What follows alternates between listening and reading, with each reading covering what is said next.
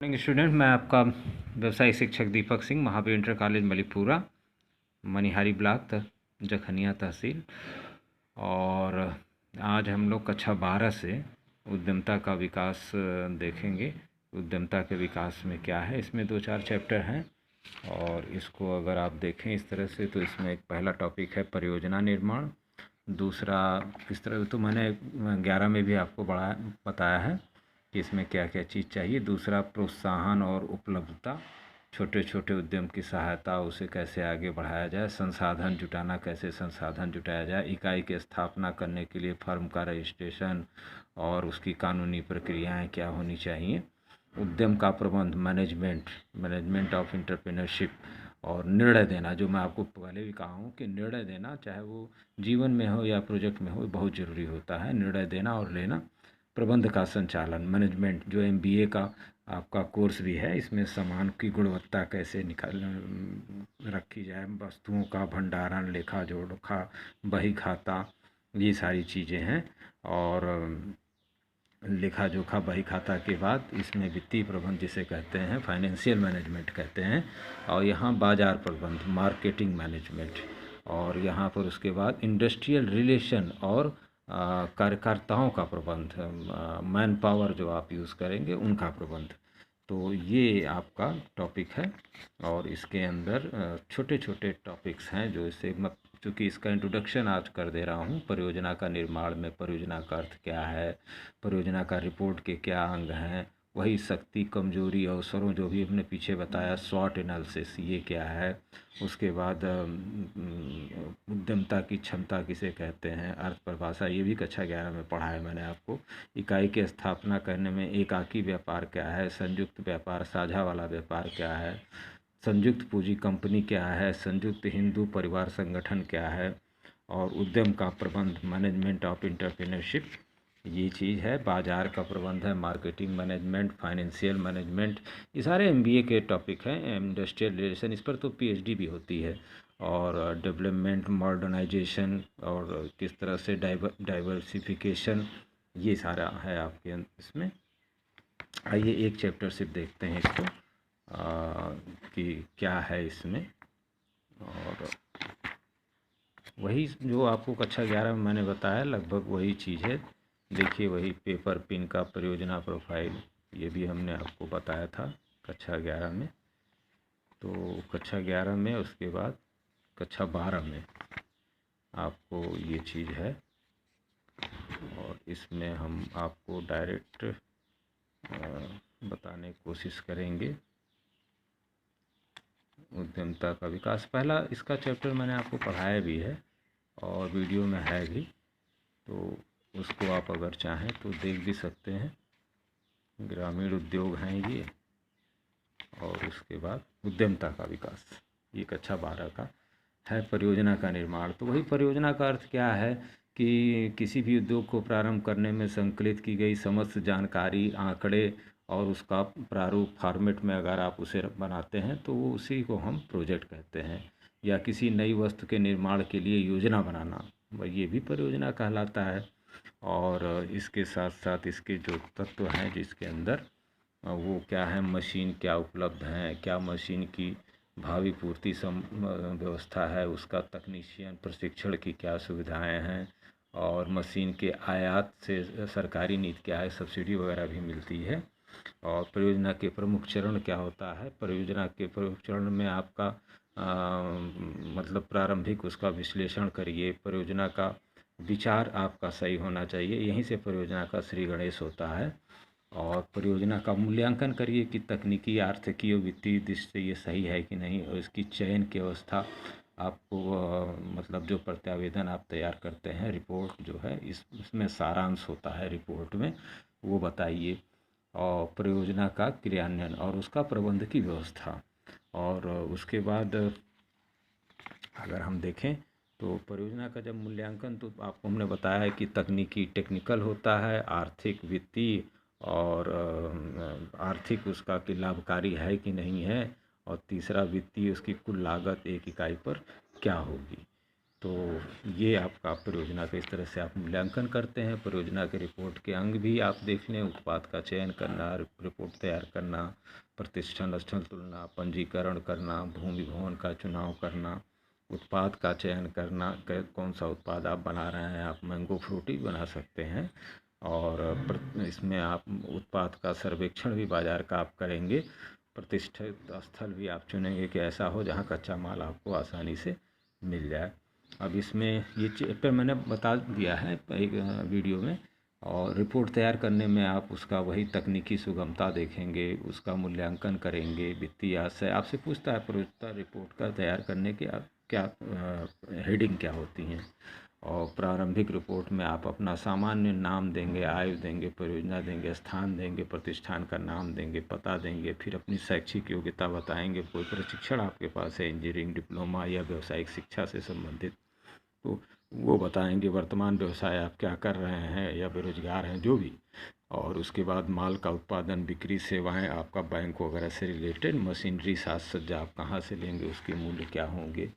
फिर उसके बाद आपका कच्चा माल क्या होगा, उपयोगिताएं क्या होंगी, मानव शक्ति क्या रहेगी आपकी। और उसमें प्रबंधक रहेगा, कुशल अर्ध कुशल आदमी रहेंगे। अस्थाई पूंजी आप कितनी लगाएंगे, भूमि में आपकी अस्थाई है, मशीन आपका अस्थाई है, तो कुछ बिजली आपका अस्थाई, कुछ चीज़ें आपकी अस्थाई पूंजी में रहती हैं। और जो कार्यकारी पूंजी होती है, कच्चा माल, मजदूर, वेतन, उपयोगिता, ये सब होती है। तो कुल लागत परियोजना की अस्थाई पूंजी और कार्यकारी पूंजी, इसी को हम कहते हैं। और वित्त व्यवस्था में वही ऋण लेंगे तो उसकी कितनी अवधि है, स्वयं का मार्जिन मनी कितना है और कितना आपको सब्सिडी मिल रही है, ये चीज़ें रहती हैं। अब आप कोई भी प्रोजेक्ट, मैंने एक प्रोजेक्ट रिपोर्ट आपको बना के बता भी दिया है, समझा भी दिया है कि उसके अंदर क्या है। इसमें पेपर पिन का परियोजना है, मैं आपको पेज में डाल दूँगा, आप देख भी सकते हैं, लगा भी सकते हैं। और ये देखिए, शक्ति, कमजोरियों, अवसरों का चुनौती, स्वॉट एनालिसिस, SWOT, इसी को कहते हैं। स्ट्रेंथ शक्ति, W वीकनेस कमजोरी, O अवसर अपॉर्चुनिटी और T चुनौती, मतलब चुनौतियों से आप जो है कैसे सामना करेंगे, इसका भी मैंने आपको दिया है। और छोटे भाई परियोजना नियोजन क्या है, कल मैंने आपको इसको बताया भी है, इस पर लगभग एक टॉपिक। और आज हम इसके दूसरे टॉपिक पर आते हैं। उद्यमता क्षमता क्या है, इसका अर्थ क्या है और उद्यमता क्षमता का महत्व क्या है, ये चीज़ भी है, ये भी आपको मैंने बताया है। राज्य वित्त निगम ये 1951 में संसद में पास हुआ था एक्ट, इसके अंतर्गत आपको ऋण उपलब्ध कराना और वित्तीय सोर्स बताना, ये था। ये मैं एक रिवीजन ले रहा हूँ, ये आप ताकि दूसरा वीडियो देख सकें। उसके बाद आपका ये चैप्टर शुरू होता है यहाँ पे। थोड़ा वीडियो लंबा हो जाता है छात्रों। इकाई की स्थापना करने में आपको क्या क्या करना होगा, यहाँ से आपका शुरू होता है। तो साझेदार देखिए, कई तरह की इकाई की स्थापना होती है। एकल स्वामित्व वाली होती है, साझेदारी होती है, संयुक्त पूंजी कंपनी होती है, और हिंदू परिवार व्यवसाय भी होता है, और सहकारी संस्थाएं, ये करीब 5 ठो होती हैं इस तरह की। एकाकी व्यापार, जिसमें आपका पूरा अधिकार आप ही से होता है। और एकल स्वामित्व वाले का यही है कि इसकी विशेषताएं, एक ही स्वामी होता है, एक ही व्यक्ति इसका प्रबंध करता है। ये एक प्राचीन व्यापार भी है और इसके लिए कानूनी कार्यवाही में जो है एकाकी करने के लिए वैधानिक कार्यवाही की कोई आवश्यकता नहीं होती। कोई भी व्यक्ति अगर मानसिक रूप से स्वस्थ है तो इसको ये कर सकता है। साझेदारी में क्या होता है, 2 लोग होते हैं, 4 लोग होते हैं, वित्त की समस्या, और 2 समस्याएं आती हैं, प्रबंध की समस्या, क्योंकि एक कोई कुछ कहेगा, कोई कुछ कहेगा। तो साझेदारी फर्म इसे प्रायः कहा जाता है व्यक्तियों का समूह है। तो इस समूह से हम काम करते हैं। आजकल गांव में महिलाओं का समूह बना के भी काम होता है। इसमें विशेषताएं, इसमें 2 या 2 से अधिक होते हैं। तो आपको इसमें संस्था का एजेंट होता है, नियोक्ता होता है, जैसे LIC आप समझ लीजिए। और नई साझेदारी फर्म स्थापित करने के लिए कानूनी कार्यवाही में आपको करना होगा, क्योंकि फर्म का रजिस्ट्रेशन वगैरह होता है इसके अंदर। और सहकारी स्वामित्व वाले में ये एक सबके लिए और सब एक के लिए, यह एक सहकारी संगठन होता है। जैसे गांव में स्वयं सहायता समूह आप बनाते हैं, तो अंतर्राष्ट्रीय श्रम संगठन है और इसके लिए और इसकी विशेषताएं हैं, ये स्वेच्छा से बनाया गया संगठन है, जैसे गांव में महिलाएं बनाती हैं। इसमें सबका मताधिकार समान होता है, लोकतांत्रिक प्रबंध रहता है इसके अंदर। संयुक्त पूंजी वाले में अगर आप आ जाएं तो इसमें अंशधारी जैसे शेयर वाला होता है, जैसे रिलायंस का शेयर है तो थोड़ा थोड़ा शेयर सब लोग अपना लगाते हैं, इसे संयुक्त पूंजी वाली कंपनी कहते हैं। और इसकी भी ये कंपनी एक कृत्रिम व्यक्ति है, कंपनी होती है, इसका मालिक कोई एक आदमी नहीं रहता, सब लोग जिसके पास जितने शेयर हैं वो रहता है। रजिस्ट्रेशन क्या होता है? रजिस्ट्रेशन का अर्थ है कि ये फर्म है, कंपनी है, संस्था है, रजिस्ट्रार के पास जाके उसे लिखवा दिया जाता है और इससे रजिस्ट्रेशन करवा मिल जाता है आपको, ये अनिवार्य भी होता है। और इसके लिए विधि वो है, रजिस्ट्रेशन के लिए प्रार्थना पत्र देना पड़ता है, जिसमें फर्म का नाम बताइए, कार्यालय का पता बताइए, साझेदार हैं तो उनका नाम बताइए, उनके नाम, अस्थायी पते, आधार कार्ड वगैरह, और उसकी फर्म की अवधि कब से है। प्रार्थना पत्र पर हस्ताक्षर में सभी लोगों का हस्ताक्षर होता है और फर्म का प्रतिबंधित नाम भी होता है, जिससे सरकार अनुमति देती है। जीएसटी वगैरह आप आज की डेट में है जानते हैं। तो इसी को जो रजिस्टर्ड करा लेते हैं रजिस्ट्रार के यहाँ, तो इसे पंजीकरण कहते हैं प्रक्रिया को। और फर्म जो बन जाती है आपकी, वो रजिस्टर्ड फर्म हो जाती है। और इसमें आपको जो है जो आप फर्म बनाएंगे तो उसमें आपको कच्चा माल, इसमें क्वेश्चन पूछ लेता है, आवश्यक संसाधन फर्म के लिए क्या होता है। तो पूंजी रहनी चाहिए फर्म के लिए, कच्चा माल रहना चाहिए, श्रम रहना चाहिए, और उसके बाद बाज़ार की व्यवस्था होनी चाहिए, भूमि भवन की व्यवस्था होनी चाहिए, मशीन की व्यवस्था होनी चाहिए। छोटे छोटे क्वेश्चन में आप देख लीजिए तो व्यक्तिगत स्वामित्व वाला स्वरूप है, एकल स्वामित्व, और एकाकी व्यापार की दो समस्याएं हैं, वित्त की समस्या और प्रबंध की समस्या। एकाकी व्यापार में तो ये दोनों समस्याएं नहीं होती हैं, इसलिए इसमें से कोई नहीं। और व्यवसाय के लिए आवश्यक संसाधन क्या है? पूंजी भी है, भूमि भी है, श्रम भी है, तीनों है। छोटे क्वेश्चन में अगर आप देख लें तो साझेदारी का अर्थ एवं विशेषताएं बताइए। दो या दो से अधिक व्यक्ति काम करें तो साझेदारी हो गई। विशेषताएं ये है कि इसमें दोनों लोग अपना मतलब निर्णय ले सकते हैं, बेच सकते हैं, फर्म को बता सकते हैं, तो इसमें आपको एक ग्रुप मिल जाता है। और छोटे क्वेश्चन में दो नंबर के। और एकाकी व्यापार क्या है ये भी पूछेगा, सहकारी स्वामित्व क्या है, रजिस्ट्रेशन क्या है, इसकी विधि समझाइए, कैसे आप रजिस्ट्रेशन कराएंगे, वही प्रार्थना पत्र देंगे, हस्ताक्षर सबका कराएंगे, फर्म का नाम रखेंगे, रजिस्ट्रार के यहाँ प्रमाण पत्र देंगे। उसके बाद उद्योगों का प्रबंध, मैनेजमेंट ऑफ एंटरप्रेन्योरशिप, ये भी आ जाता है। तो ये हम लोग कल इसको देखते हैं कि कल इसके अंदर क्या है। आज का वीडियो छोटा ही रखते हैं क्योंकि इसमें इंट्रोडक्शन आपको हमने दिया है कक्षा 12 की किताब से।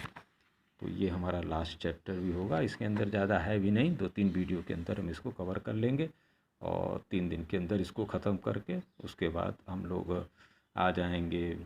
1 जुलाई से आप लोग कॉलेज आएँ, जो लोग का एडमिशन लेना हो। और क्योंकि आधार कार्ड से, फीस से और फॉर्म जो आपको मिलेगा उससे आप अपना रजिस्ट्रेशन कॉलेज में एडमिशन ले लेंगे। और उसके बाद जुलाई में जब आपका रिज़ल्ट आएगा तो मार्कशीट और टीसी जब आप जमा करेंगे तो आपको आईडी कार्ड मिलेगा, और फिर उस आईडी कार्ड को लेके आप अस्थाई आप छात्र हमारे हो जाएंगे। तो फिर एनसीसी वगैरह का जो भी आएगा समय, अगस्त में आता है, अगस्त सितंबर में, तो उसमें भी आप भाग लेंगे।